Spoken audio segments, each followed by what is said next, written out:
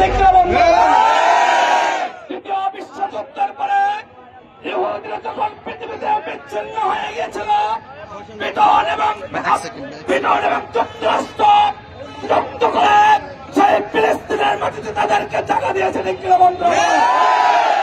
1947 সালের পর থেকে আমার কাজার মুসলমান ভাইয়েরা সেই সন্ত্রাসী ইহুদিদের দ্বারা বারবার আহত নিহত হয়েছে দেখতে। তারই ধারাবাহিকতায় গাজায় উপত্যকা একটি মরণ পদে পরিণত করেছে দেখতে বন্ধু। গাজার মুসলমান ভাইয়েরা রাফায় তারা অবস্থান করেছিল, নারী শিশুরা সেখানে অবস্থান করেছিল। আমরা দেখতে পেয়েছি সন্ত্রাসী টাউন ক্ষমতায় আসার পরে গাজাকে নতুন ভাবে সংস্কার করার নামে রাফা থেকে 1,48,000 মুসলমানকে গত 3 দিনে শেষ করে দিয়েছে দিকেরা। আমরা দেখতে পাচ্ছি রাফার আকাশে মুসলমানের লাশ উঠছে দিকেরা।